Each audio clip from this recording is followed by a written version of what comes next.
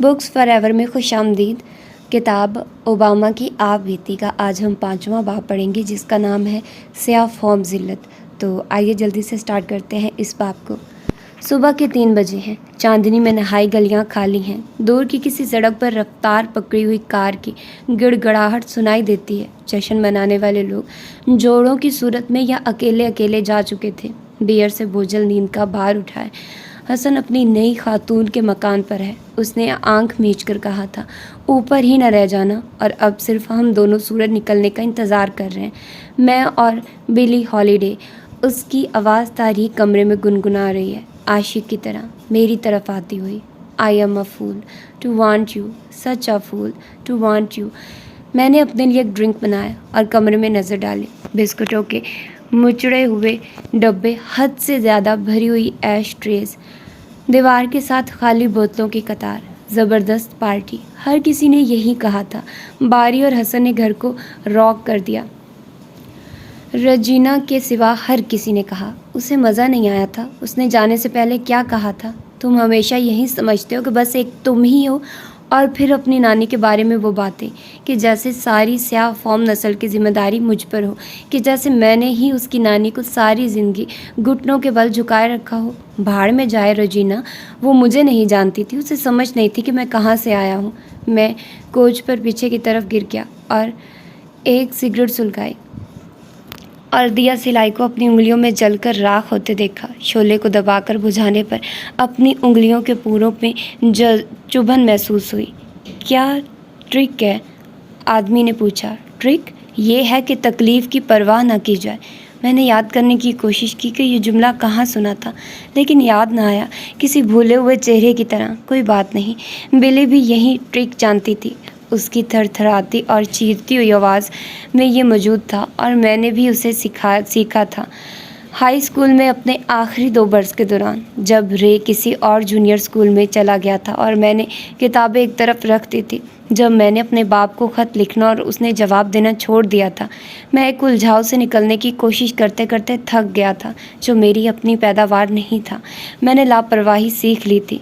मैं धुएं के कुछ मरगोले बनाते हुए उन बरसों को याद करता रहा। अफ्यून ने कुछ मदद और नशा दिया, अलबत्ता मैं धुत नहीं हुआ था।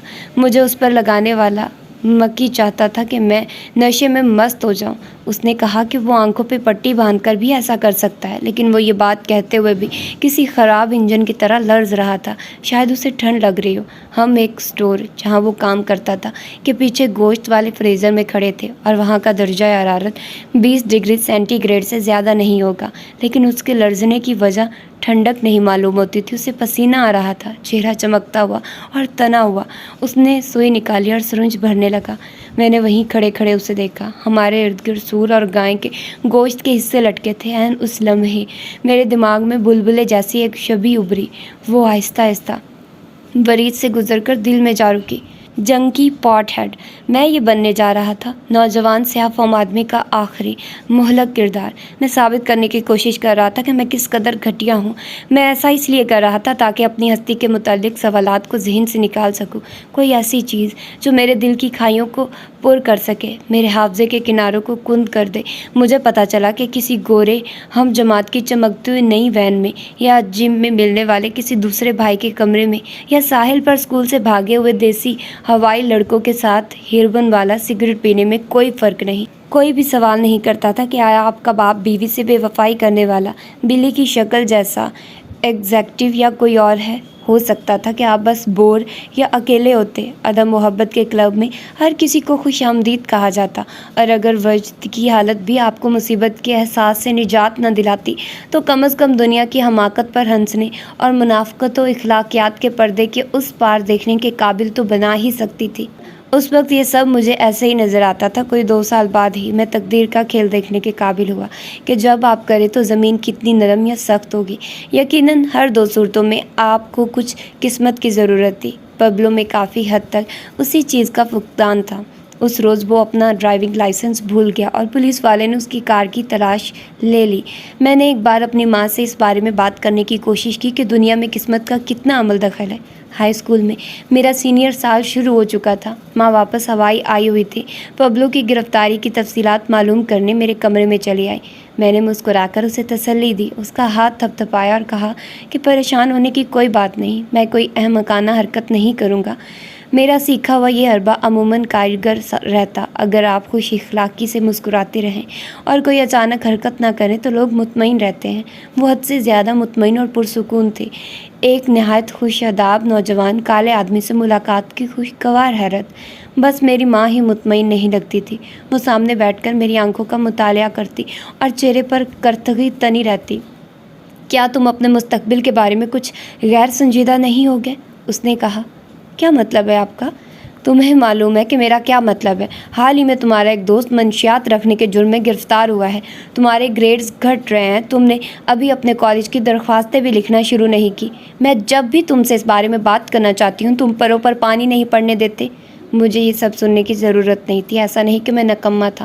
میں نے اسے بتانا شروع کیا کہ کس طرح میں کالج نہ جانے کے امکان پر غور کر رہا تھا، کیسے میرا خیال تھا کہ میں ہوائی میں ہی رہوں اور کچھ کلاسز لوں اور جز وقتی ملاقات کروں۔ اس نے میری بات درمیان میں ہی کاٹ دی۔ اس نے کہا کہ اگر میں تھوڑی سی کوشش کروں تو ملک کے کسی بھی اسکول میں داخلہ لے سکتا تھا۔ یاد ہے نا کہ کوشش کیا ہوتی ہے؟ خدا کا نام لو باری، تم اس طرح ہاتھ پہ ہاتھ دھرے انتظار نہیں کر سکتے کہ کب قسمت تمہیں اٹھا کر اوپر پہنچا دے۔ ہاتھ پہ ہاتھ دھرے کا کیا مطلب ہے؟ ہاتھ پہ ہاتھ دھرے بیکار اور آوارہ۔ میں نے ماں کو بے چینی کی حالت میں وہاں بیٹھے دیکھا، اپنے بیٹے کی تقدیر کے متعلق پر یقین۔ میری بقا کا دار و مدار قسمت پر ہونے کا تصور بدستور اس کے لیے ایک کلمہ کفر رہا۔ اس نے کچھ نہ کچھ ذمہ داری لینے پر اصرار کیا، اپنی گرامس اور توت کی۔ میری اچانک کچھ مجھے یوں لگا جیسے میں نے اس کے یقین کے غبارے میں سے ہوا نکال دی ہو، یہ بتا کر کہ میرے اوپر کیا ہوا۔ اس کا تجربہ ناکام ہو گیا تھا۔ میں چلانے کی بجائے ہنس دیا۔ بیکار اور آوارہ؟ اچھا کیوں نہیں؟ ہو سکتا ہے کہ میں زندگی میں یہی چاہتا ہوں۔ میرا مطلب ہے کہ گرامس کی طرح دیکھیے، وہ تو کالج بھی نہیں گئے۔ اس موازنے نے میری ماں کو بوکھلا دیا۔ اس کا چہرہ کالا پڑ گیا اور آنکھیں پھیل گئی۔ اچانک مجھ پر عیاں ہوا کہ اس کا محیب ترین خوف کیا ہے۔ کیا تم اس وجہ سے پریشان ہو کہ میں گرامس جیسا بن جاؤں گا؟ میں نے پوچھا۔ اس نے اپنا سر نفی میں ہلایا اور بولی، تم اب بھی اپنے نانا سے کہیں زیادہ تعلیم حاصل کر چکے ہو۔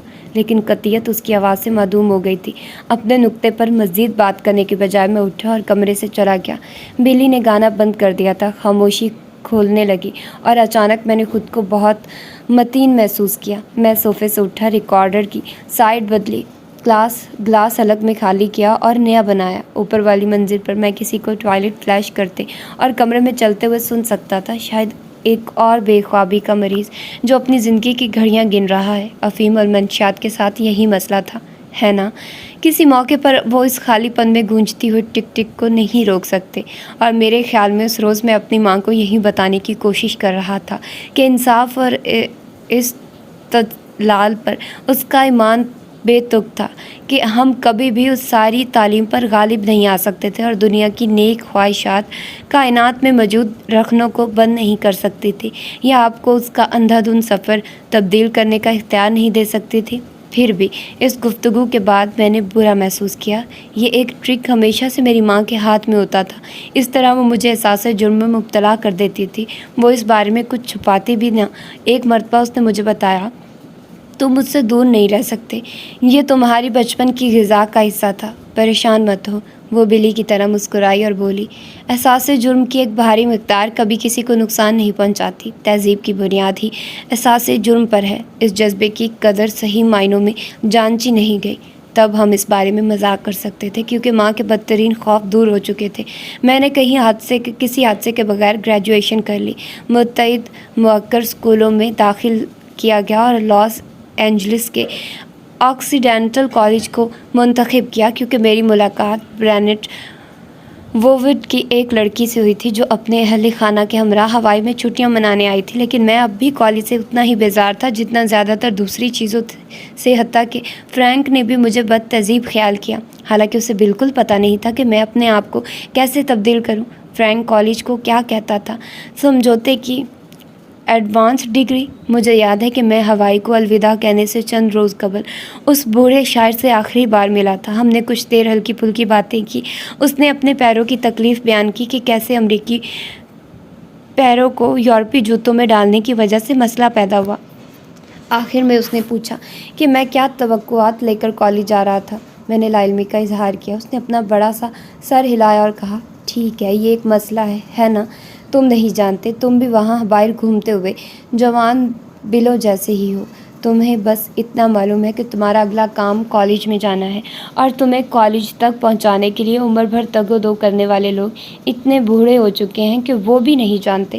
وہ تو بس تمہیں کالج میں دیکھ کر خوش ہیں، اور اس خوشی میں تمہیں سچ نہیں بتائیں گے، داخلے کی حقیقی اصل قیمت۔ وہ قیمت کیا ہے؟ اپنی نسل کو گھر کی دہلیز پر چھوڑ جانا، اپنے لوگوں کو چھوڑ کر چلے جانا۔ اس نے اپنے مطالعہ والے چشموں میں سے مجھے سرتا پا دیکھا۔ کچھ سمجھ آئی نوجوان؟ تم تعلیم حاصل کرنے کے لیے کالج میں نہیں جا رہے، تم تربیت لینے جا رہے ہو۔ وہ تمہیں ایسی چیز کی طلب کرنا سکھائیں گے جو تمہیں نہیں چاہیے۔ وہ تمہیں الفاظ اس طرح استعمال کرنا سکھائیں گے کہ وہ بے معنی ہو کر رہ جائیں گے۔ وہ تمہیں پہلے سے معلوم چیزیں بھولنے کی تربیت دیں گے۔ وہ تمہیں اچھی طرح تیار کریں گے اور تم مساوی مواقع، امریکی انداز حیات اور اس قسم کی ساری بکواس کے متعلق ان کی بتائی ہوئی باتوں پر یقین کرنے لگو گے۔ وہ تمہیں ایک کارنر آفس دے کر اعلیٰ درجے کے ڈنر پر دعوت دیں گے اور بتائیں گے کہ تم اپنی نسل کا ایک قیمتی اثاثہ ہو، یہاں تک کہ تم واقعی ایسا سوچنے لگو گے، اور تب وہ تمہاری لگامیں کھینچ کر بتائیں گے کہ تم اعلیٰ تربیت یافتہ، اچھے تنخواہ یافتہ نگرو صحیح، لیکن پھر بھی محض ایک نگرو ہی ہو۔ تو آپ مجھے کیا بتانا چاہ رہے ہیں کہ مجھے کالج نہیں جانا چاہیے؟ فرینک کے کندھے جھک گئے اور وہ آہ بھر کر اپنی کرسی کی پشت سے لگ گیا۔ نہیں، میں نے یہ نہیں کہا، تمہیں جانا ہی ہے۔ میں بس یہ کہہ رہا ہوں کہ اپنی آنکھیں کھلی رکھنا، جاگتے رہنا۔ میں تصور میں فرینک اور اس کی بوڑھی کالی طاقت کو یاد کر کے مسکرا اٹھتا ہوں۔ کچھ اعتبار سے وہ میری ماں جیسا ہی لا علاج اور اپنے یقین پر محکم تھا۔ وہ 60 کی دہائی میں ہوائی کے تخلیق کردہ تانے بانے کا حصہ تھا۔ اس نے مجھے اپنی آنکھیں کھلی رکھنے کی ہدایت کی تھی۔ یہ کام اتنا آسان نہیں تھا جتنا لگتا ہے۔ دھوپ سے لبریز لاس اینجلس میں تو ہرگز آسان نہیں تھا، اس وقت بھی نہیں جب آپ آکسیڈنٹل کالج کے کیمپس میں چہل قدمی کر رہے ہوتے۔ طلباء دوستانہ تھے اور استاد حوصلہ افزا۔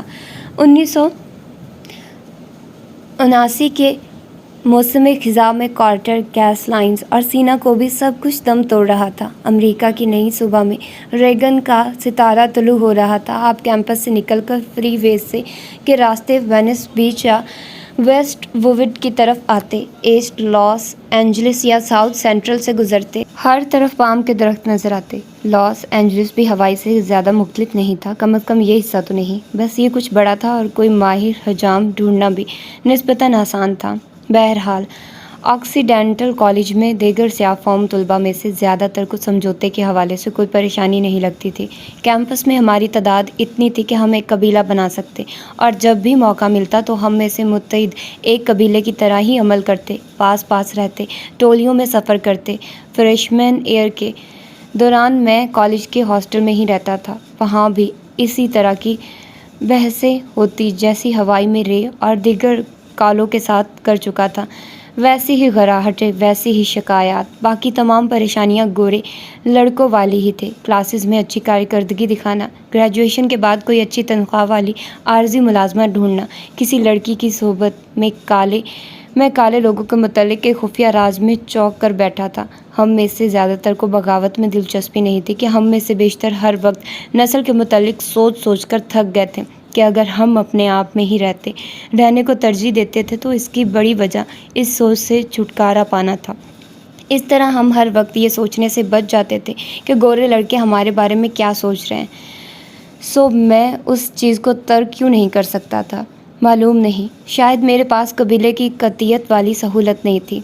کامپٹن میں پرورش پائیں تو ایک انقلابی اقدام بن جاتی ہے۔ آپ کالج میں جاتے ہیں اور پیچھے آپ کے گھر والے بدستور آپ کی خاطر کھیتوں میں محنت کرتے رہتے ہیں۔ وہ آپ کو فرار پاتے دیکھ کر خوش ہوتے ہیں، غداری کا کوئی سوال ہی نہیں اٹھتا۔ لیکن میری پرورش کامپٹن یا واٹسن میں نہیں ہوئی تھی۔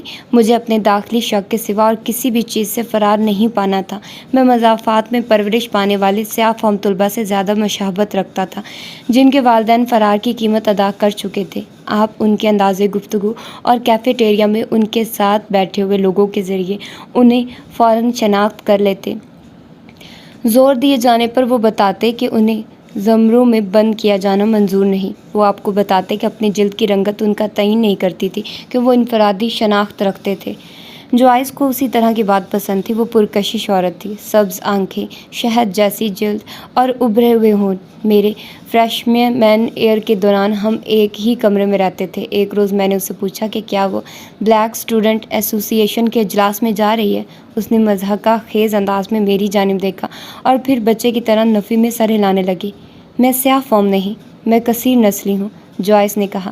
پھر وہ مجھے اپنے باپ کے متعلق بتانے لگی، جو اطالوی تھا اور اس دنیا کا دلکش ترین آدمی تھا، اور اس کی ماں اتفاق سے نیم افریقی اور نیم فرانسیسی تھی۔ مجھے ان میں سے کسی ایک کا انتخاب کرنے کی کیا ضرورت ہے؟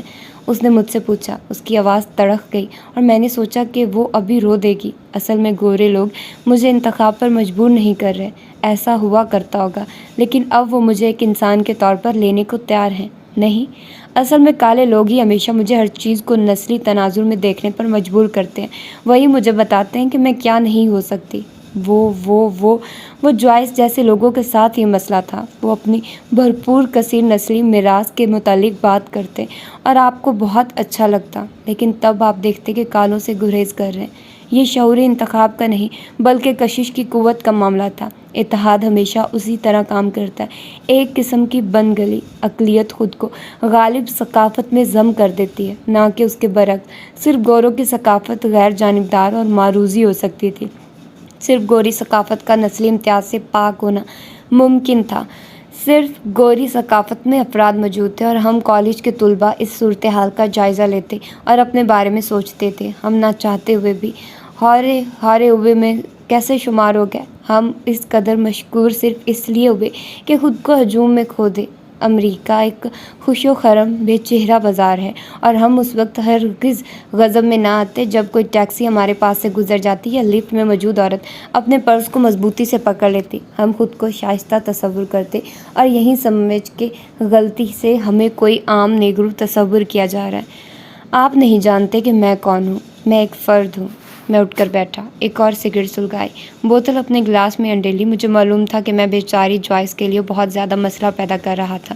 سچی بات یہ تھی کہ میں اسے سمجھتا تھا، اسے اور تمام سیاہ فام بچوں کو بھی جو اس کی طرح محسوس کرتے تھے۔ میں ان کے انداز و اطوار، طرز گفتگو، دل کی ملی جلی کیفیات میں خود کو جزو شناخت کر سکتا تھا، اور عین اسی چیز نے مجھے خوف زدہ کیا۔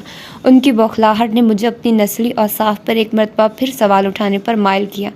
رے کا ٹرمپ کارڈ اب بھی میرے ذہن کے کسی گوشے میں موجود تھا۔ مجھے ان کے اور اپنے درمیان فاصلہ رکھنے، خود کو سمجھوتے سے پاک سمجھنے کی ضرورت تھی کہ میں واقعی اب بھی بیدار تھا۔ میں نے دوستوں کے انتخاب میں بہت احتیاط برتی۔ ان میں سے زیادہ تر سرگرم سیاہ فام سیاسی کارکن تھے، غیر ملکی طلباء، مارکسسٹ پروفیسرز، حقوق النسواں کی حامی، پنک راک شاعر۔ ہم سگریٹ پھونکتے اور چمڑے کی جیکٹیں پہنتے۔ رات کے وقت اپنے ہاسٹل کے کمروں میں ہم نو آبادیات، فن، یورپ کی مرکزیت اور پدرسری نظام پر بحث کرتے۔ جب ہم راہداری کے قلین تلے اپنے سگریٹ چھپاتے یا اتنی اونچی آواز میں اسٹیریو لگاتے کہ دیواریں کانپنے لگتی، تو ہم بورسروا معاشرے کی سخت پابندیوں کی مدافعت کر رہے ہوتے۔ ہم لاپرواہ یا بے احتیاط یا غیر محفوظ نہیں تھے، ہم بیگانگیت کا شکار تھے۔ لیکن صرف یہی حکمت عملی مجھے جوائس اور اپنے ماضی سے دور نہیں کر سکتی تھی۔ آخر کیمپس میں ہزاروں نام نہاد انقلابی موجود تھے، زیادہ تر گورے اور منجھے ہوئے نہیں۔ اب بھی ثابت کرنا لازمی تھا کہ آپ کس طرف ہیں۔ سیاہ فاموں کے ساتھ اپنی وفاداری ظاہر کرنا یا ہڑتال کرنا اور ناموں کی نشاندہی کرنا۔ جب میں کالج کے ہاسٹل میں ریگی مارکس اور اپنے ایک ساتھ گزارے ہوئے دنوں کے متعلق سوچتا ہوں تو کھڑکی پر بارش کی فوہار پڑتی یاد آتی ہے۔ ہم بیئر پی رہے تھے اور مارکس ہمیں LAPD کے ساتھ اپنی روبروئی کے متعلق بتا رہا تھا۔ ان کے پاس مجھے روکنے کی کوئی وجہ نہ تھی، اس کے سوا کوئی وجہ نہیں تھی کہ میں سفید فاموں کے علاقے میں گھوم پھر رہا تھا۔ ان میں سے ایک نے اپنا پستول نکالا، مگر میں خوف زدہ نہ ہوا۔ وہ لوگ کسی کالے کی آنکھوں میں خوف دیکھ کر ہی شیر ہو جاتے ہیں۔ ٹیم چلتا ہوا کمرے میں آیا اور ہاتھ ہلا کر چہکا، ہیلو دوستو۔ وہ میری طرف مڑا، سنو باری، کیا انہوں نے تمہیں ایکون کے لیے اسائنمنٹ دے دی ہے؟ ٹم برادری کا باشعور طور پر رکن نہیں تھا، وہ بزنس میں ڈگری لینے کا ارادہ رکھتا تھا۔ اس کی گوری محبوبہ غالباً اوپر کمرے میں اس کے انتظار میں بیٹھی دیسی موسیقی سن رہی تھی۔ وہ بہت خوش نظر آ رہا تھا اور میری بس یہی خواہش تھی کہ وہ چلا جائے۔ میں اٹھا، اسے اسائنمنٹ دی اور ساتھ چلتا ہوا کمرے سے باہر آیا۔ ریگی کے کمرے میں واپس آتے ہی میں نے کچھ وضاحت ضروری سمجھی۔ میں نے اپنا سر ہلاتے ہوئے کہا، ٹم ذرا مختلف قسم کا ہے نا، اسے چاہیے کہ اپنا نام ٹم سے بدل کر ٹام رکھ لے۔ ریگی ہنس دی، لیکن مارکس نہیں۔ اس نے کہا، یار تم ایسا کیوں کہہ رہے ہو؟ اس سوال نے مجھے لاجواب کر دیا۔ مجھے نہیں معلوم، وہ ذرا احمق سا آدمی ہے بس۔ مارکس نے بیئر کا ایک گھونٹ بھرا اور میری آنکھوں میں آنکھیں ڈال کر دیکھا۔ ٹم مجھے تو بالکل ٹھیک لگتا ہے، وہ اپنا کام کرتا ہے، کسی کو تنگ نہیں کرتا۔ مجھے لگتا ہے کہ ہمیں دوسرے لوگوں پر تاثرات دینے کے بجائے اپنے باہمی معاملات پر بات کرنی چاہیے۔ 1 سال بعد بھی اس بات کا کوئلہ میرے حافظے میں دہک رہا تھا۔ اس لمحے میں محسوس ہونے والا غصہ اور ناراضگی مجھے اب بھی یاد تھی۔ مارکس نے مجھے ریگی کے سامنے ذلیل کر کے رکھ دیا تھا، لیکن اس نے اچھا کیا تھا، ہے نا؟ اس نے میرا جھوٹ پکڑا تھا، اصل میں 2 جھوٹ، ایک جھوٹ ٹیم کے بارے میں اور دوسرا اپنے بارے میں۔ در حقیقت وہ سارا پہلا سال ایک طویل جھوٹ جیسا لگتا تھا۔ میں نے اپنی ساری توانائی ادھر ادھر کے حلقوں میں بھاگنے اور اپنی راہ ڈھونڈنے میں صرف کی، ماں سوائے رجینا کے۔ غالباً یہی چیز مجھے رجینا کی جانب لے گئی۔ وہ مجھے جھوٹ کی ضرورت نہیں رہنے دیتی تھی، حتیٰ کہ ہماری ملاقات کے پہلے دن ہی اس نے یہ احساس دلا دیا تھا کہ جب وہ کافی شاپ میں آئی اور مجھے مارکس کے ساتھ باتیں کرتے دیکھا۔ مارکس نے کسی گھسیٹنے کے لیے تھوڑا سا اٹھتے ہوئے ہاتھ کے اشارے سے اسے بلایا۔ مارکس نے کہا، رجینا بہن، تم بارک سے ملی ہو نہیں نا؟ میں بارک کو نسل پرستی کے متعلق اس کی پڑھی ہوئی ایک کتاب کے متعلق سمجھانے کی کوشش کر رہا تھا۔ اس نے ہارٹ آف ڈارکنیس کی ایک کاپی بطور ثبوت دکھائی۔ میں اسے جھپٹنے کی خاطر آگے لپکا۔ یار اسے دکھانا بند کرو، مارکس بولا۔ دیکھا، تم بخلا گئے نا؟ اس قسم کی کتاب اپنے ساتھ دیکھ لیے جانے پر ہی تمہیں بخلاہٹ ہونا شروع ہو گئی۔ یار اس قسم کی چیزیں تمہارے دماغ میں زہر بھر دیں گی۔ اس نے گھڑی دیکھی۔ لعنت ہے، کلاس کا ٹائم ہو گیا۔ وہ آگے جھکا اور رجینا کی گال پر تھپکی دی۔ اس بھائی سے بات کرو، ٹھیک ہے؟ میرے خیال میں اسے اب بھی بچایا جا سکتا ہے۔ رجینا مسکرائی اور سر ہلا دیا۔ ہم دونوں نے مارکس کو تیز تیز قدموں سے دروازے کی طرف جاتے دیکھا۔ غالباً آج تکلیف کے موڈ میں لگتا ہے۔ میں نے کتاب اپنے بیگ میں ڈالی اور کہا، دراصل اس نے ٹھیک کہا، یہ واقعی ایک نسل پرست کتاب ہے، مگر نقطۂ نظر سے افریقہ دنیا کی غلاظت کا گڑھ ہے۔ سیاہ فام لوگ وحشی ہیں اور ان کے ساتھ کسی بھی قسم کا رابطہ انفیکشن میں مبتلا کر دیتا ہے۔ رجینا نے اپنی کافی میں پھونک ماری۔ تو پھر تم کیوں پڑھ رہے ہو اسے؟ کیونکہ مجھے اسائنمنٹ دی گئی ہے۔ میں نے کچھ توقف کیا اور بولا، اور کیونکہ یہ کتاب مجھے کچھ باتیں سکھاتی ہے۔ میرا مطلب ہے گوروں کے متعلق۔ دیکھو، یہ کتاب حقیقت میں افریقہ یا کالوں کے متعلق نہیں، یہ انسان کے بارے میں ہے جو یورپی ہے، امریکی ہے، دنیا کو دیکھنے کا ایک مخصوص انداز۔ اگر آپ فاصلہ قائم رکھ سکیں تو یہ سب کچھ موجود ہے، کہا بھی اور ان کہا بھی۔ چنانچہ میں یہ جاننے کے لیے کتاب پڑھ رہا ہوں کہ گورے لوگ اس قدر خوفزدہ کیوں ہیں۔ اس سے مجھے سمجھنے میں مدد ملتی ہے کہ لوگ نفرت کرنا کیسے سیکھتے ہیں، اور یہ بات تمہارے لیے اہم ہے۔ میں نے دل میں سوچا کہ میری زندگی کا دار و مدار اس پر ہے، لیکن یہ بات رجینا کو نہ بتائی اور صرف مسکرا کر بولا، کسی مرض کے علاج کا ایک ہی طریقہ ہے نا، اس کی تشخیص کرنا۔ جواباً وہ بھی مسکرائی اور کافی کا گھونٹ بھرا۔ میں پہلے بھی اسے آس پاس دیکھ چکا تھا۔ وہ عموماً لائبریری میں کتاب لیے بیٹھی ہوتی، بڑی سی کالی عورت جو اسٹاکنگز اور گھر کے سلے ہوئے کپڑے پہنتی، بڑے سائز کا چشمہ لگاتی اور ہمیشہ سر پہ اسکارف لیے رکھتی۔ مجھے معلوم تھا کہ وہ ایک جونیئر ہے۔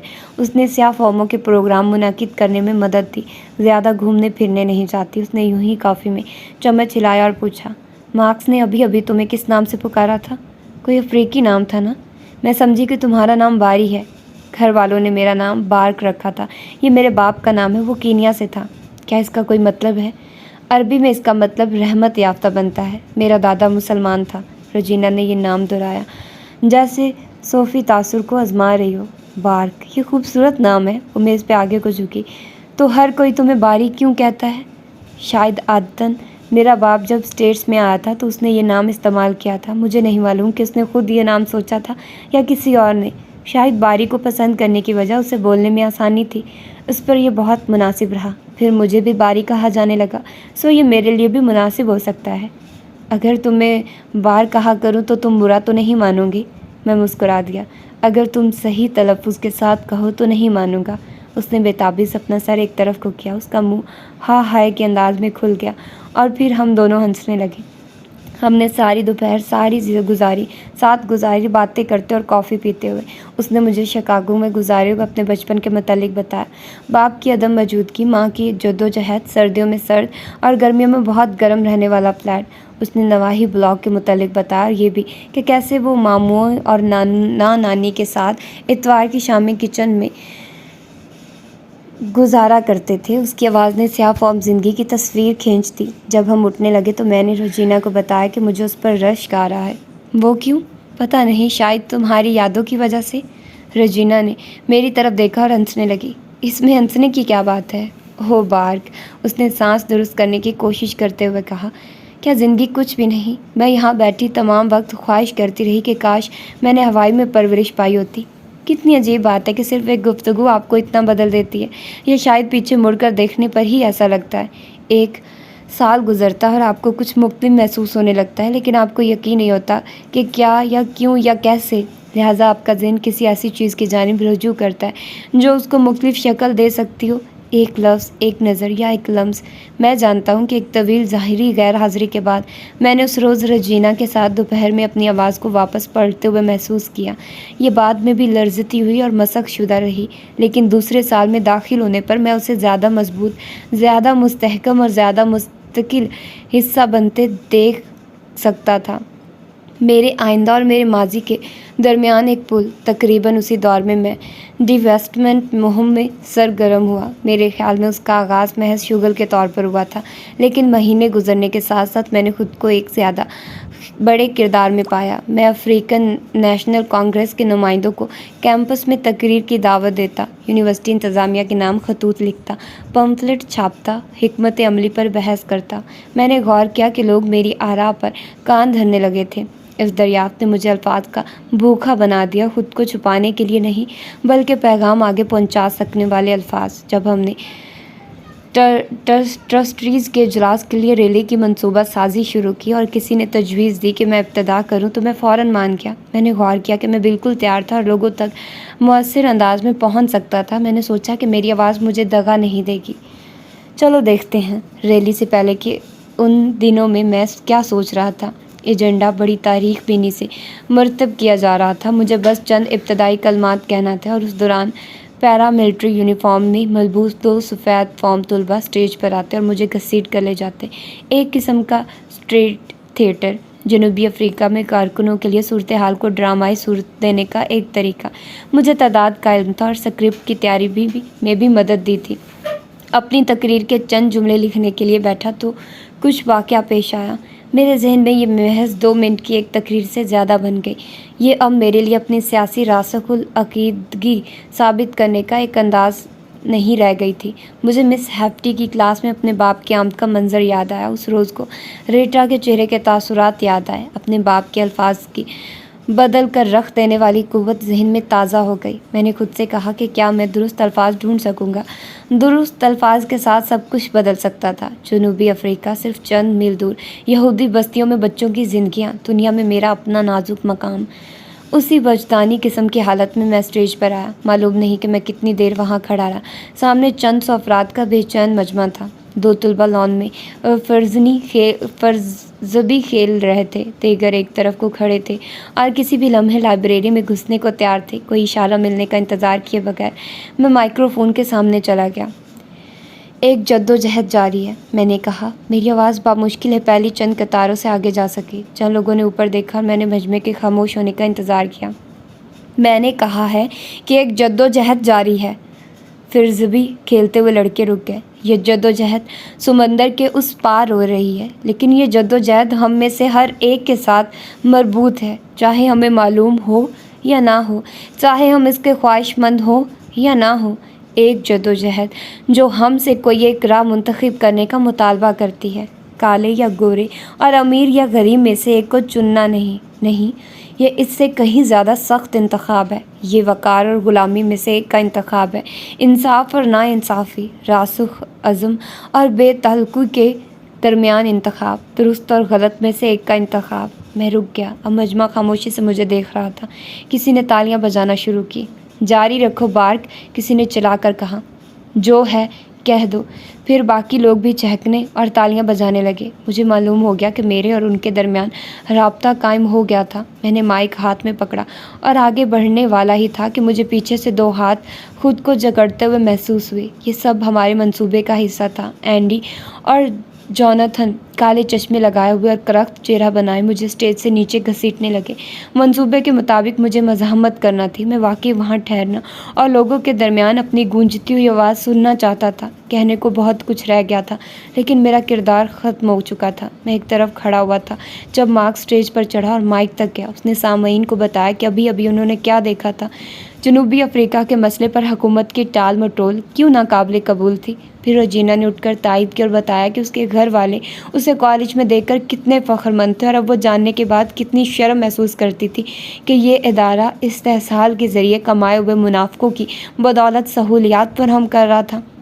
مجھے ان دونوں پر فخر کرنا چاہیے تھا۔ انہوں نے بلیغ انداز اپنایا اور آپ مجمع پر اثر ہوتے دیکھ سکتے تھے، لیکن اب میں کچھ بھی نہیں سن رہا تھا۔ میں دوبارہ باہر آ چکا تھا، دیکھتے، سوچتے، شک کرتے ہوئے۔ فرزبی کھیلنے والے لڑکے دوبارہ کھیل میں مصروف ہو گئے تھے۔ اس رات پارٹی میں رجینا میرے پاس آئی اور مبارکباد دی۔ میں نے مبارک کی وجہ پوچھی۔ اس زبردست تقریر کے لیے۔ میں نے بیئر کی بوتل کا کارک کھولا۔ وہ تو بہت مختصر سی تھی۔ رجینا نے میری بات کو نظر انداز کر دیا اور بولی، اسی لیے تو وہ اتنی مؤثر ثابت ہوئی۔ بارک، تم نے اپنے دل کی بات کہی، اس کی وجہ سے لوگ مزید سننے کے خواہش مند تھے۔ جب انہوں نے تمہیں پیچھے کھینچا تو یوں لگ رہا تھا جیسے…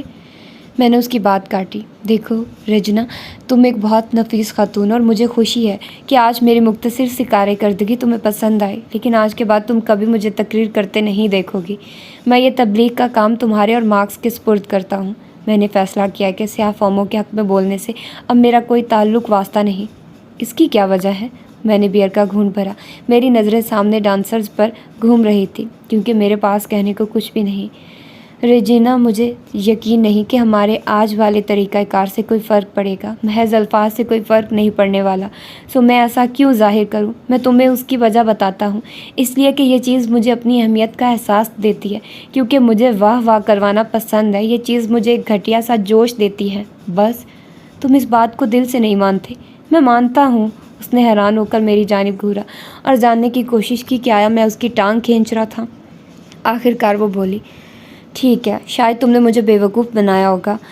مجھے لگتا تھا کہ میں کسی شخص کو اپنے دل کی بات کہتے سن رہی ہوں، لیکن شاید میں احمق ہوں۔ میں نے بیئر کی ایک اور چسکی بھری اور دروازے میں سے اندر آتے ہوئے کسی شخص کی طرف ہاتھ ہلایا۔ رجینا، تم احمق نہیں، سادہ ہو۔ وہ کوہلوں پہ ہاتھ رکھ کے ایک قدم پیچھے ہٹی۔ سادہ؟ تم مجھے سادہ کہہ رہے ہو؟ میں تو ایسا نہیں سمجھتی۔ اصل میں تم خود سادہ ہو۔ تم سمجھتے ہو کہ خود سے فرار پالو گی۔ تمہارا خیال ہے کہ تم اپنے محسوسات سے گریز کر سکتے ہو۔ اس نے اپنی انگلی میری چھاتی میں چبوئی۔ تم جاننا چاہتے ہو کہ تمہارا اصل مسئلہ کیا ہے؟ تم ہمیشہ اپنے حوالے سے سوچتے ہو۔ تم بھی بالکل ریگی اور مارکس اور سٹیو اور یہاں کے تمام بھائیوں جیسے ہو۔ ریلی تمہارے لیے تھی، تقریر تمہارے متعلق تھی، چوٹ ہمیشہ تمہاری چوٹ ہوتی ہے۔ میں تمہیں بتاتی ہوں مسٹر اوباما، اس سب کا تعلق صرف تم سے ہی نہیں، ہرگز نہیں۔ اس کا تعلق ان لوگوں سے ہے جنہیں تمہاری مدد چاہیے، ان بچوں سے جو تم پر منحصر ہے۔ انہیں تمہارے طنز یا تمہاری شائستگی یا نہ کے مجروح ہونے سے کوئی دلچسپی نہیں، اور نہ ہی مجھے ہے۔ ابھی اس نے اپنی بات مکمل ہی کی تھی کہ ریگی مجھ سے بھی زیادہ دھت حالت میں کچن سے باہر آیا۔ وہ جھول رہا تھا اور اپنے بازو میرے کندھے پر ڈالتے ہوئے بولا، اوباما، زبردست یار۔ میں نے رجینا کی طرف دیکھا۔ رجینا، میں تمہیں بتاتا ہوں، اوباما اور میں بہت پرانے واقف ہیں۔ ہماری پارٹیاں پچھلے سال ہی ہو جانی تھی۔ یار، تمہیں وہ وقت یاد ہے جب ہم نے چھٹی کا سارا دن اکٹھے گزارا تھا؟ 40 گھنٹے سوئے بغیر، ہفتے سے لے کر سوموار تک۔ میں نے موضوع بدلنے کی کوشش کی، لیکن ریگی بہکا ہوا تھا۔ میں تمہیں بتاتا ہوں رجینا، بڑا مزہ آیا۔ سوموار کی صبح کو جب نوکرانیاں آئی تو ہم ہال میں ہی بیٹھے ہوئے تھے، ہر طرف بوتلیں اور سگریٹوں کے ٹکڑے بکھرے تھے۔ ریگی میری طرف مڑا اور ہنسنے لگا۔ بیئر چھلک کر قالین پر گری۔ تمہیں وہ سب یاد ہے نا یار؟ اتنا گند بکھرا ہوا تھا کہ ہم دونوں میکسیکی عورتوں نے رونا شروع کر دیا۔ ہمارا تو دماغ ہی خراب ہو گیا تھا۔ میں ہلکا سا مسکرایا اور محسوس کیا کہ رجینا مجھے تیز نظروں سے گھور رہی تھی۔ آخر کار وہ یوں بولی جیسے ریگی وہاں موجود ہی نہ ہو۔ تم اس سب کو مذاق سمجھتے ہو؟ اس کی آواز لرز رہی تھی۔ بار کیا تمہاری نظر میں یہی اصل حقیقت ہے؟ گند مچانا تاکہ دوسرے صاف کریں؟ تمہیں پتہ ہے کہ وہ میری دادی بھی ہو سکتی تھی۔ اس نے زیادہ تر زندگی دوسروں کا ڈالا ہوا گند صاف کرنے میں گزاری ہے۔ مجھے یقین ہے کہ جن لوگوں کے لیے وہ کام کرتی تھی ان کی نظر میں بھی یہ سب کچھ ایک مذاق تھا۔ اس نے جھپٹ کر اپنی کافی ٹیبل سے پرس اٹھایا اور دروازے کی جانب لپکی۔ میں نے اس کے پیچھے بھاگنے کے متعلق سوچا، لیکن غور کیا کہ چند لوگ میری جانب گھور رہے تھے اور میں کوئی منظر نہیں بنانا چاہتا تھا۔ ریگی نے میرے بازو سے پکڑ کر کھینچا۔ وہ گڑبڑایا ہوا اور دکھی لگ رہا تھا۔ اسے کیا ہو گیا ہے؟ اس نے کہا۔ کچھ نہیں۔ میں نے ریگی کے ہاتھ سے بیئر لی اور بک شیلف کے اوپر رکھ دی۔ وہ صرف ایسی چیزوں پر ایمان رکھنا چاہتی ہے جو موجود ہی نہیں۔ میں صوفے سے اٹھا اور سامنے والا دروازہ کھولا۔ جمع شدہ دھواں کمرے میں کسی روح کی طرح میرے پیچھے پیچھے آیا۔ اوپر آسمان پر چاند نظروں سے اوجھل ہو گیا تھا۔ بس بادلوں میں اس کی روشنی کا ایک ہالہ سا دکھائی پڑ رہا تھا۔ آسمان روشن ہونے لگا۔ ہوا میں شبنم کا ذائقہ محسوس ہوا۔ کوئی حتمی رائے دینے سے پہلے اپنے اوپر نظر ڈالو۔ اپنا ڈالا ہوا گند دوسروں کے صاف کرنے کے لیے مت چھوڑو۔ یہ صرف آپ سے ہی متعلق نہیں، یہ بہت سیدھی سادی باتیں تھیں جنہیں کتابوں، ٹیلی ویژن ڈراموں، کتابوں، نانا نانی کی گفتگو وغیرہ میں بارہا سن اور پڑھ چکا تھا۔ اب مجھے محسوس ہوا کہ میں نے ایک خاص نقطے سے آگے غور کرنا چھوڑ دیا تھا۔ میں اپنے زخموں کو ہی چاٹنے میں مصروف تھا اور گوری حاکمیت کے لگائے ہوئے خیالی پھندوں سے فرار پانے کا بے قرار تھا۔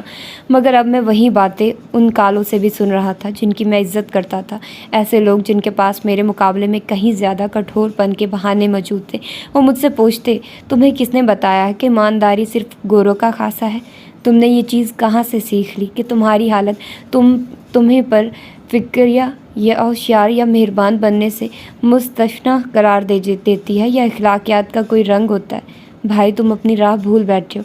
اپنے بارے میں تمہارے خیالات کہ تم کون ہو اور کیا بن سکتے ہو خفیف اور پست ہو گئے ہیں۔ میں دروازے کی چوکھٹ میں بیٹھ گیا اور سر کی پچھلی جانب کھجایا۔ یہ سب کیسے ہو گیا تھا؟ میں نے خود سے سوال کرنا شروع کیا، لیکن میرے ذہن میں سوال اٹھنے سے پہلے ہی میں جواب مل گیا تھا۔ خوف، وہی خوف جس کے تحت میں نے گرامر اسکول میں کوریٹا کو پیچھے دھکیلا تھا، وہی خوف جس نے مجھے ٹم کو مارکس اور ریگی کے سامنے ذلیل کرنے پر مائل کیا۔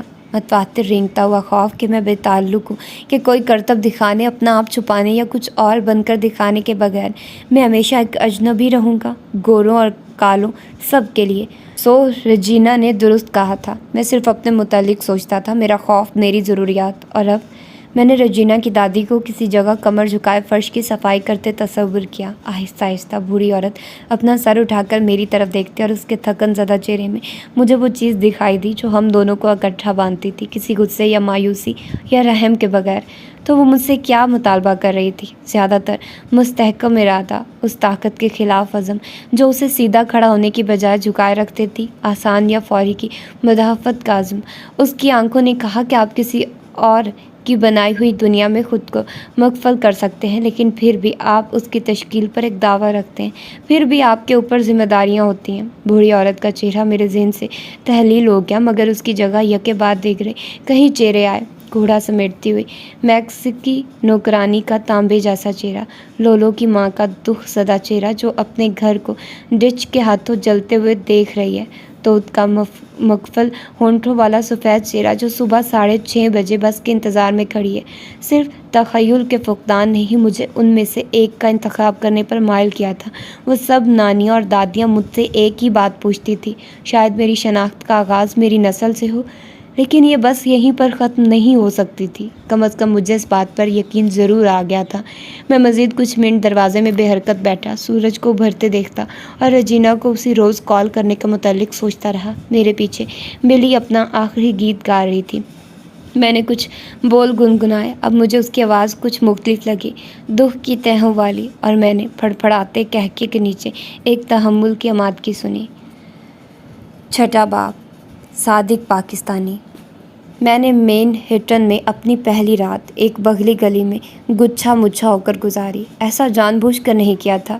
لاس اینجلس میں ہی قیام کے دوران میں نے سنا تھا کہ میرے ایک دوست کی دوست ہسپانوی ہارلیم نژد کولمبیا میں اپنا اپارٹمنٹ چھوڑ رہی ہے، اور نیو یارک کی ریئل اسٹیٹ مارکیٹ کو مد نظر رکھتے ہوئے مجھے جلد از جلد وہاں پہنچ کر قبضہ کر لینا چاہیے۔ باہمی اتفاق کی رائے ہو گیا۔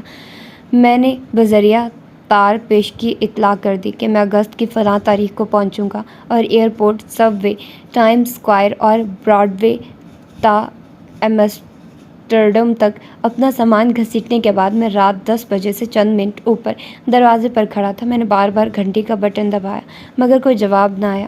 گلی خالی تھی، دونوں طرف کی عمارتیں کرائے پر تھیں۔ آخر کار ایک پورٹو ریکی عورت عمارت سے نکلی، مجھ پر نظر ڈالی اور پھر گلی کی طرف بڑھ گئی۔ میں تیزی سے آگے بڑھا تاکہ دروازہ بند ہونے سے پہلے ہی اندر گھس جاؤں۔ میں نے اپنا سامان اندر کھینچا، بھلائی منزل پر گیا اور دستک دی، پھر دونوں ہاتھوں سے دروازہ پیٹا۔ جواب نہ دارد۔ نیو یارک بالکل ویسا تھا جیسا میں نے اسے تصور کیا تھا۔ میں نے اپنا بٹوا چیک کیا، اتنی رقم نہیں تھی کہ کسی ہوٹل میں جا سکتا۔ نیو یارک میں صرف ایک شخص میرا واقف تھا، صادق نامی ایک لڑکا جو مجھے لاس اینجلس میں ملا تھا، لیکن اس نے بتایا تھا کہ وہ ساری رات کسی بار میں کام کرتا تھا۔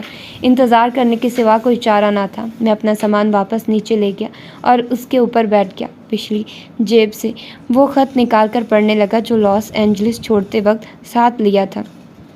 پیارے بیٹے، اتنے عرصے بعد تمہاری خیر خبر ملنے پر بہت خوشی ہوئی۔ میں ٹھیک ہوں اور سب کچھ بالکل ٹھیک جا رہا ہے۔ میں ایک سرکاری کام کے سلسلے میں لندن گیا تھا اور ابھی واپس پہنچا ہوں۔ درحقیقت بہت زیادہ سفر کرنے کی وجہ سے ہی تمہیں خط لکھنے کا موقع نہیں ملتا۔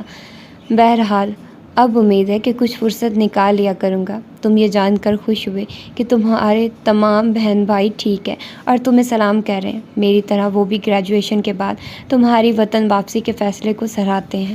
جب تم آؤ گے تو ہم مل کر فیصلہ کریں گے کہ تمہیں کتنا عرصہ ٹھہرنا ہے۔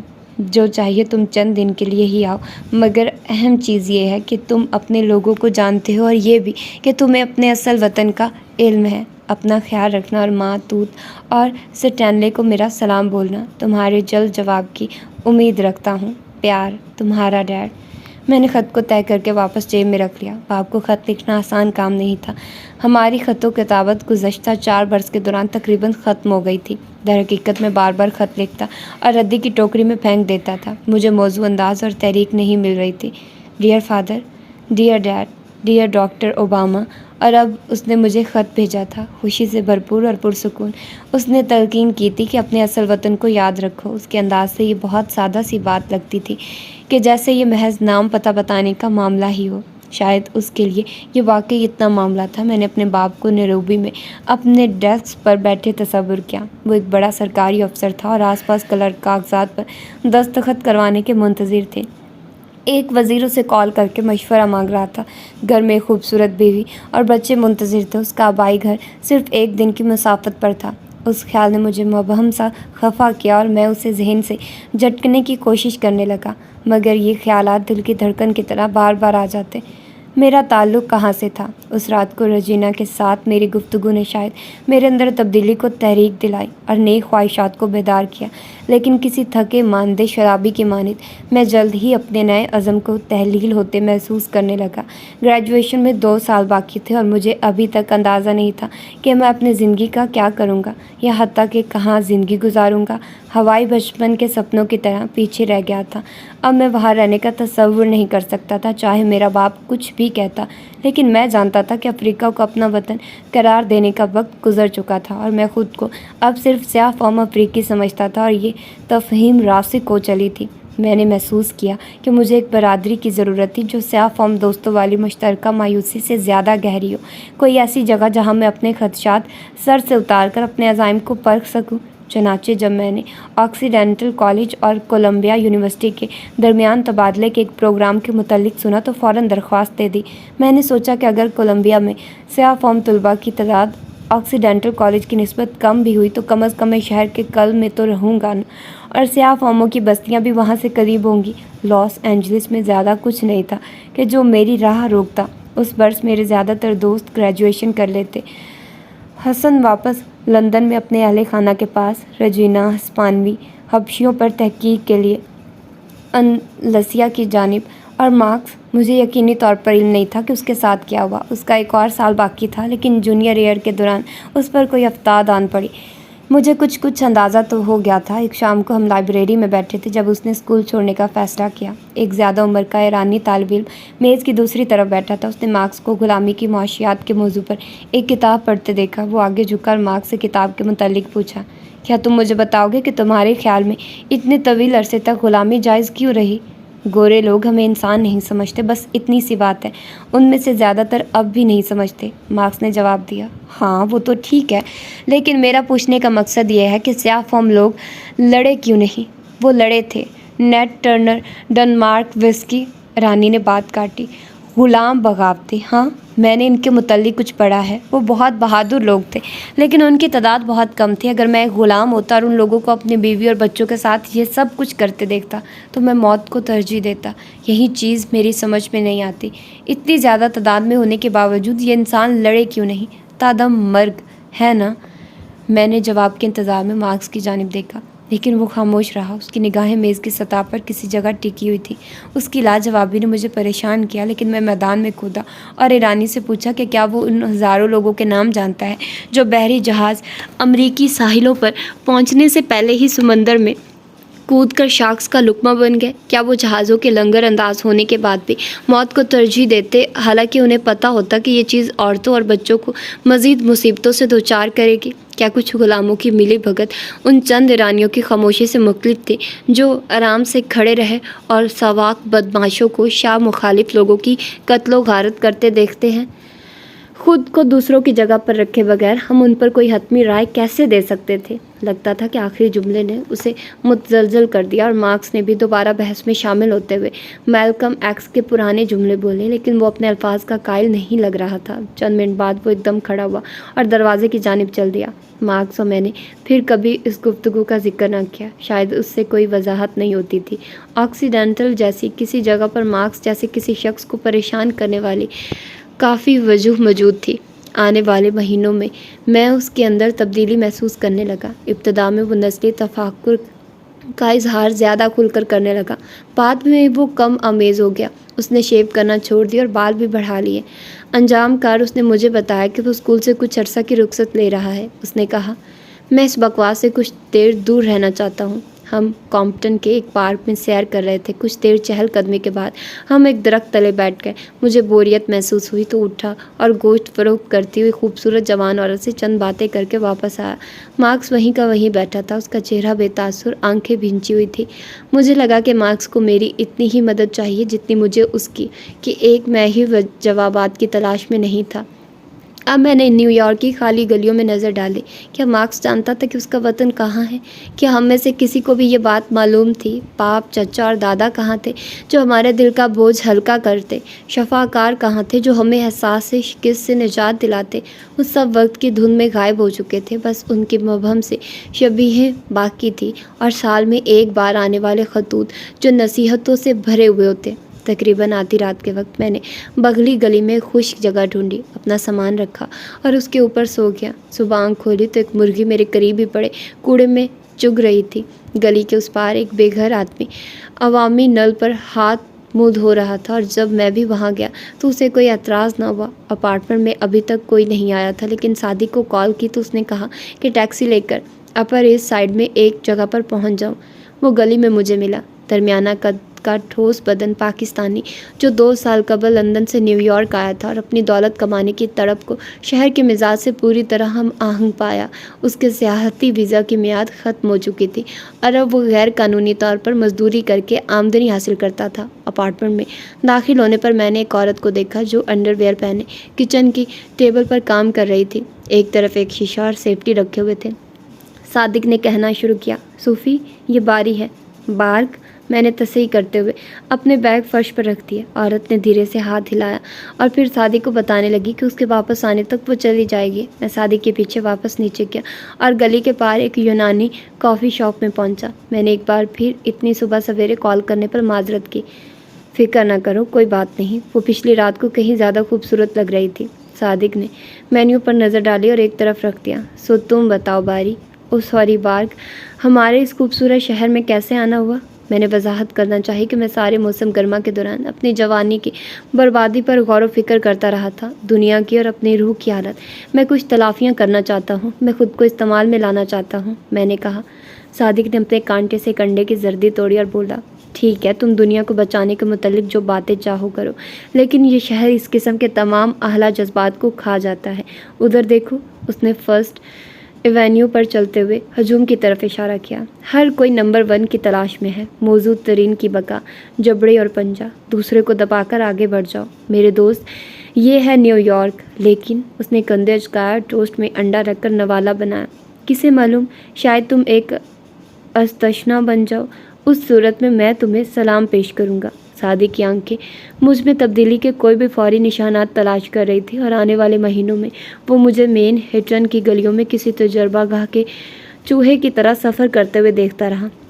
جب میں سفر کے دوران اپنی سیٹ کسی بڑی عمر کی عورت کو پیش کرتا، لیکن کوئی بدتمیز نوجوان پہلے ہی سیٹ پر قبضہ کر لیتا تو صادق بمشکل اپنی مسکراہٹ روک پاتا۔ جب میں نے 109 اسٹریٹ والا اپارٹمنٹ حرارت کی کمی کی وجہ سے چھوڑا تو اس نے فوراً مجھے اپنے پاس رہنے کی دعوت دی، اور ایک موقع پر میرے ساتھ ہاؤسنگ کورٹ میں بھی گیا۔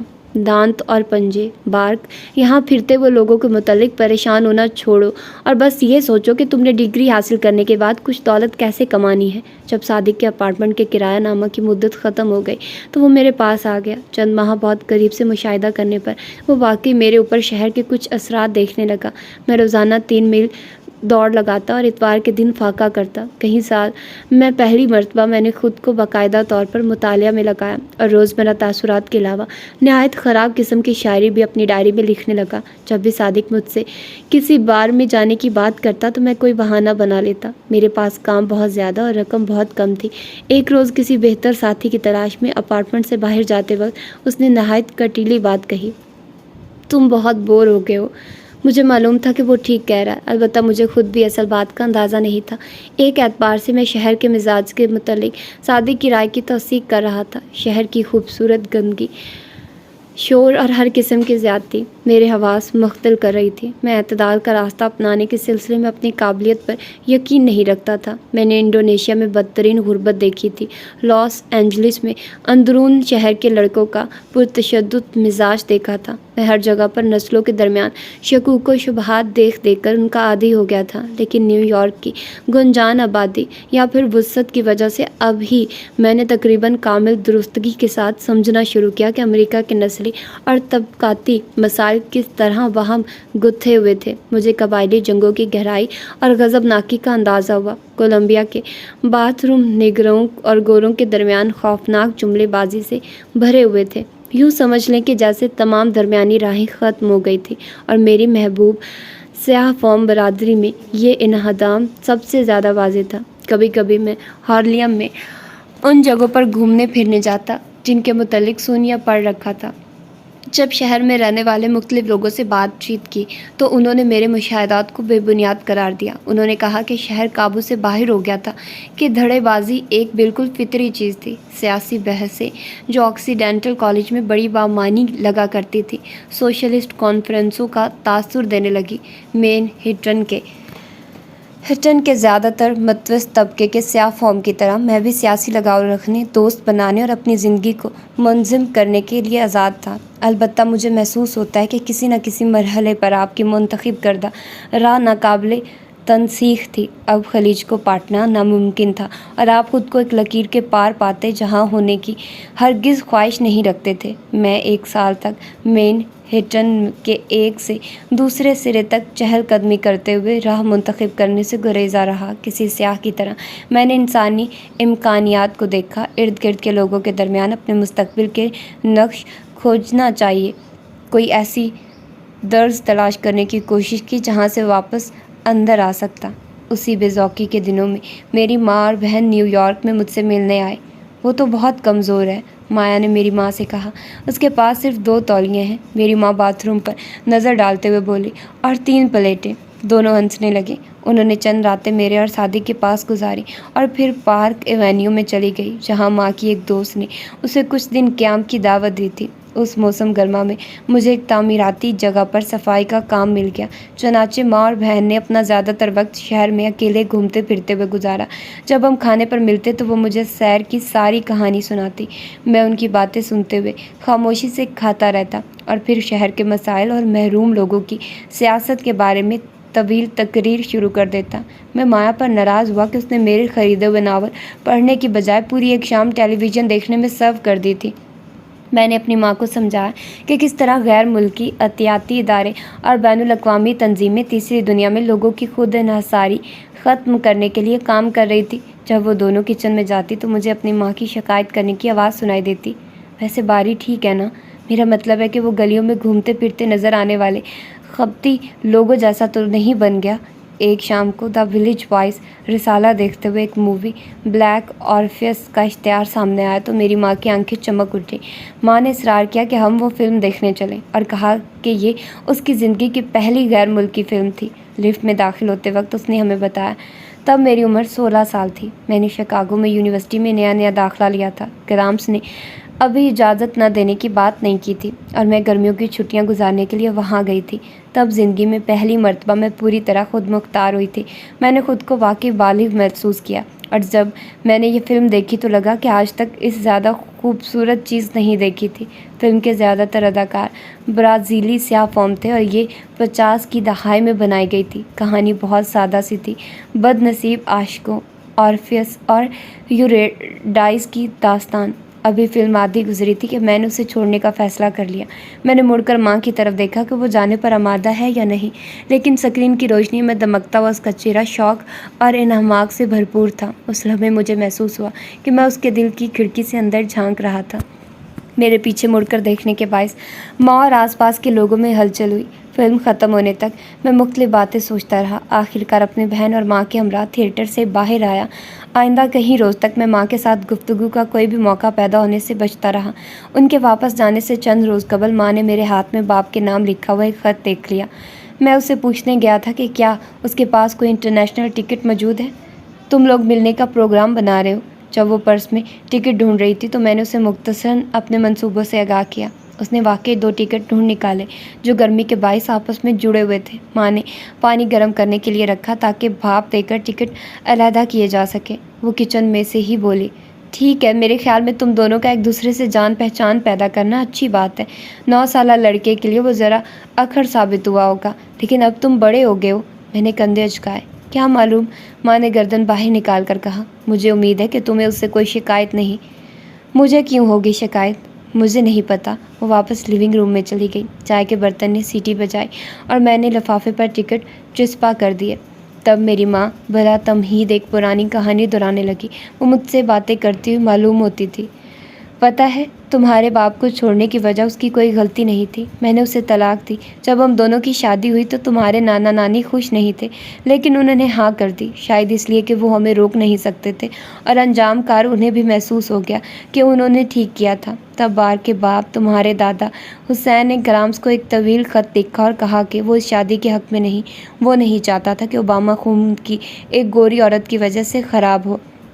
خیر، تم تصور کر سکتے ہو کہ گرامس نے کیا رد عمل دیا ہوگا۔ اور تب تمہارے باپ کی پہلی بیوی کا مسئلہ کھڑا ہوا۔ اس نے مجھے بتایا تھا کہ ان کی علیحدگی ہو چکی ہے، لیکن یہ دہی شادی تھی، لہٰذا طلاق کی کوئی دستاویز پیش نہیں کی جا سکتی تھی۔ ماں کی تھوڑی تھڑکنے لگی اور اس نے اپنا اوپر والا ہونٹ دانتوں سے کاٹتے ہوئے خود کو سنبھالا۔ اس نے کہا، تمہارے باپ نے جوابی خط میں کہا کہ وہ خود نمٹ لے گا۔ تب تم پیدا ہوئے اور ہم نے وعدہ کیا کہ اس کی تعلیم مکمل ہونے کے بعد ہم تینوں واپس کینیا چلے جائیں گے۔ تمہارا دادا حسین اب بھی تمہارے باپ کو خط لکھتا اور اس کا اسٹوڈنٹ ویزا منسوخ کروانے کی دھمکی دیتا۔ اس وقت توت ہسٹریائی ہو چکی تھی۔ اس نے چند سال قبل کینیا میں ماؤ ماؤ بغاوت کے متعلق سنا تھا، جسے مغربی پریس نے بہت اچھالا، اور اسے یقین تھا کہ میرا سر کاٹ ڈالا جائے گا اور تمہیں چھین لیا جائے گا۔ تب بھی کوئی نہ کوئی صورت نکالی جا سکتی تھی۔ جب تمہارے باپ نے گریجویشن کی تو اسے اسکالرشپس کی 2 پیشکش ہوئی۔ ایک پیشکش نیو یارک میں نیو اسکول اور دوسری ہارورڈ کے لیے تھی۔ نیو اسکول نے تمام اخراجات کی ادائیگی پر رضامندی ظاہر کی تھی، کمرے اور رہائش کا خرچ، کیمپس میں ایک نوکری جس سے ہم تینوں کا گزارا ہو جاتا۔ ہارورڈ نے صرف ٹیوشن فیس کی ادائیگی کا کہا تھا، لیکن بارک ایسا ڈھیٹ حرامی تھا کہ اس نے ہارورڈ جانے کی ٹھان لی۔ اس نے کہا کہ وہ بہترین تعلیم کو کیسے ٹھکرا سکتا تھا۔ اس کے ذہن میں بس یہی سوچ تھی، یہ ثابت کرنا کہ وہ بہترین۔ ماں نے آہ بھری اور اپنے بالوں میں ہاتھ پھیرا۔ ہم نوجوان تھے۔ اس وقت میری عمر تمہاری موجودہ عمر سے بھی کم تھی اور وہ مجھ سے چند سال بڑا تھا۔ بعد میں جب وہ ہوائی میں ہم سے ملنے آیا تو ہمیں اپنے ساتھ رکھنے کی خواہش ظاہر کی، لیکن اس وقت بھی میں لولو کی بیوی تھی اور تیسری بیوی حال ہی میں اسے چھوڑ کر گئی تھی، اور میں سوچ بھی نہیں سکتی تھی کہ وہ ٹھہری اور اپنے آپ پر ہی ہنسی۔ کیا میں نے تمہیں بتایا ہے کہ ہماری پہلی ڈیٹ پر وہ دیر سے پہنچا تھا؟ اس نے مجھے 1 بجے یونیورسٹی کی لائبریری کے سامنے ملاقات کا ٹائم دیا تھا۔ جب میں پہنچی تو وہ نہیں آیا تھا، لیکن میں نے چند منٹ انتظار کرنے کا سوچا۔ دن بہت خوشگوار تھا اور میں وہاں رکھے ایک بینچ پر سو گئی۔ 1 گھنٹہ گزر گیا، پورا 1 گھنٹہ۔ تب وہ اپنے 2 دوستوں کے ہمراہ آتا دکھائی دیا۔ آنکھ کھلی تو وہ تینوں میرے اوپر کھڑے تھے۔ میں نے تمہارے باپ کو کہتے سنا، دیکھا نا یار، میں نے تم سے کہا تھا نا کہ وہ ایک بہت اچھی لڑکی ہے اور میرا انتظار کرے گی۔ میری ماں پھر ایک مرتبہ ہنسی اور ایک بار پھر میں نے دیکھا کہ وہ بچیوں جیسی لگ رہی تھی۔ بس اس بار کچھ اور بھی دکھائی دیا۔ اس کے مسکراتے اور ہلکے سے بخلاہٹ زدہ چہرے میں ایک سیانہ پن بھی تھا۔ میری ماں ایک لڑکی تھی جس کے ذہن میں خوبصورت سیاہ فام لوگوں کی فلم تھی۔ میرے باپ کی توجہ اسے سرا رہی تھی۔ وہ گڑبڑائی ہوئی اور اکیلی بیٹھی اپنے والدین کی زندگیوں کی جکڑ سے آزاد ہونے کی کوشش کر رہی تھی۔ اس روز اس میں نظر آنے والی معصومیت، میرے باپ کا انتظار، اس کے اپنے ناقص تصورات، اس کی اپنی ضروریات سے داغدار تھے، لیکن یہ ایک بے سمت ضرورت تھی، اپنے آپ سے بے خبر۔ شاید ہر محبت اسی طرح شروع ہوتی ہے، امنگیں اور دھندلے خاکے ہمیں اپنی تنہائی میں سے نکلتے، اور تب اگر قسمت اچھی ہو تو ہم انجام کار زیادہ مضبوط بن کر نکلتے ہیں۔ اس روز اپنی ماں سے باپ کے متعلق سنی ہوئی باتیں ایسی باتیں تھیں جو میرا خیال ہے کہ بیشتر امریکی کبھی کسی دوسرے نسل کے فرد کے منہ سے نہیں سنیں گے۔ لہٰذا گوروں اور کالوں کے درمیان ان باتوں کی موجودگی پر شاید انہیں یقین بھی نہ آئے۔ کسی ایسے شخص کی محبت جو آپ کی زندگی کو پوری طرح جانتا ہو، ایسی محبت جو مایوسیوں کا نشانہ بننے سے بچ گئی ہو۔ اس نے میرے باپ کو بالکل اسی طرح دیکھا جیسا ہر شخص کم از کم دوسرے کی نظر میں نظر آنا چاہتا ہے، اور اس روز ماں کے چہرے کا تاثر مجھے مہینوں بعد بھی یاد رہا، جب میں نے کال کر کے اسے بتایا کہ میرا باپ مر گیا ہے، اور فون پر اس کے رونے کی آواز سنی۔ ماں سے بات کر لینے کے بعد میں نے بوسٹن میں اپنے چچا کو فون کیا اور ہم نے مختصر سی بے ڈھنگ گفتگو کی۔ میں جنازے پر نہ گیا، اس لیے نیروبی میں اپنے باپ کے گھر والوں کو ایک خط لکھ کر تعزیت کر دی۔ میں نے انہیں جواب دینے کی تاکید کی اور سوچا کہ ان کا کیا حال ہوگا، لیکن مجھے کوئی دکھ محسوس نہ ہوا، بس ایک موقع ہاتھ سے چلے جانے کا مبہم سا احساس تھا۔ مجھے دکھ کا دکھاوا کرنے کی کوئی تک بھی نظر نہ آئی۔ میرے کینیا جانے کا منصوبہ غیر معینہ مدت کے لیے ملتوی ہو گیا تھا۔ 1 اور سال گزر چکا تھا جب میں اپنے خوابوں کے ہر گوشے میں سے اس سے کولڈ سیل میں ملا۔ میں نے خواب میں دیکھا کہ میں بس کے ذریعے دوستوں کے ہمراہ سفر کر رہا تھا۔ ہماری بس گھاس کے ایک میدان اور پہاڑیوں کے درمیان سے گزری۔ ایک بوڑھا فربا آدمی میرے پہلو میں بیٹھا تھا اور میں اس کے ہاتھوں میں پکڑی ہوئی ایک کتاب پڑھ رہا تھا۔ اس نے مجھے بتایا کہ وہ اپنی بیٹی سے ملنے جا رہا تھا۔ ہم ایک ہوٹل پر رکے، ایک بڑا سا ہوٹل۔ وہاں لابی میں ایک پیانو تھا اور لاؤنج میں نرم و ملائم صوفے رکھے تھے، اور ایک بوڑھا گورا آدمی پیانو کے سامنے بینچ پر بیٹھا دکھائی دیا۔ جب میں نے دوبارہ دیکھا تو وہ ایک سیاہ فام بچی تھی جس کے پاؤں بامشکل ہی پائیدان تک پہنچ رہے تھے۔ وہ مسکرائی اور پیانو بجانے لگی۔ تب ایک ویٹرس آئی، ایک ہسپانوی عورت، اور اس نے تیوری چڑھا کر ہماری طرف دیکھا، لیکن وہ مسکرا بھی رہی تھی۔ ویٹرس نے اپنی انگلی لبوں پر رکھی کہ جیسے ہم کسی راز میں شریک ہوں۔ میں باقی سفر کے دوران سویا رہا، لیکن جب آنکھ کھلی تو آس پاس کوئی بھی نظر نہ آیا۔ بس رک گئی اور میں نیچے اتر کر ایک جگہ پر جا بیٹھا۔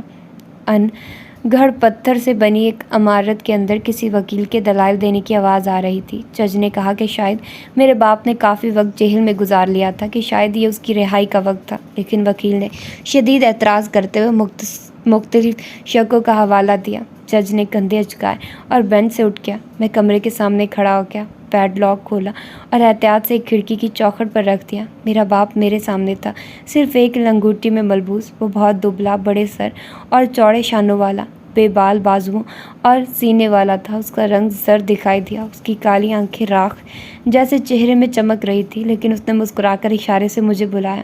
اس نے کہا، ذرا خود کو دیکھو، اتنے لمبے اور اتنے دبلے، حتیٰ کہ سفید بال بھی۔ اور میں نے غور کیا کہ وہ ٹھیک کہہ رہا تھا، اور اس کے پاس جا کر اسے گلے لگا لیا۔ میں رونے لگا اور شرمندگی محسوس کی، لیکن خود کو روک نہ پایا۔